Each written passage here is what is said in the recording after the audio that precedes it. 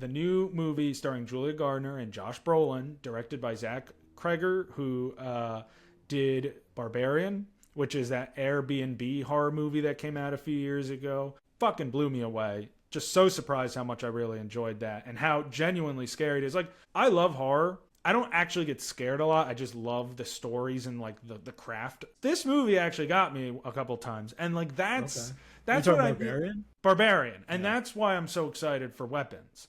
And so I wanted to get your thoughts. It's, basically the premise for anyone who doesn't know is it's like a classroom of kids who walk out in the middle of the night into the darkness and never return. Yeah, again, I don't care, but I will see this one because it's not a franchise, which is kind of what draws me away from seeing The Conjuring. One, it didn't look that good, and two, it's a franchise, so I'm not gonna hop into the fourth one. I will see this one because I do think the idea is interesting, and I like Josh Brolin and Julia Garner.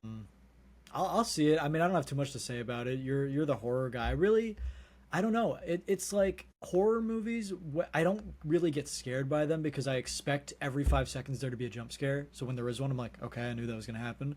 And when I don't get scared, and it's not like, oh, I don't get scared. I'm like, I'm fucking sick, dude. No, I don't get scared, which makes it boring to me. It's the same way if you don't laugh at a comedy, it's not good to you. That's how I am with horror because I just know what's gonna happen. I feel like most of the time. See, but I don't even disagree with you about like the whole jump scare stuff. I think that's a cheap way to scare someone. To me, a true good scare in a horror movie more often comes from tension and suspense and like I agree. said, I refer to it as a crafting that kind of like circumstantial fear. That's how I like to word it, is circumstantial fear. I think horror is at its strongest when it's relatable, and I think even if you're doing it in paranormal circumstances, if you can get an audience to connect enough with a character, you want to do that in any kind of movie. So if you can get them locked in and connected enough into where they are fearful and believe, suspending their belief for these circumstances, so to speak, like you can create some pretty scary stuff. I think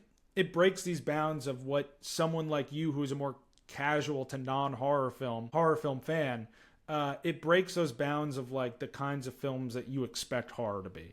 And that's what makes a really good horror film, not just a really good horror film, but a really good film.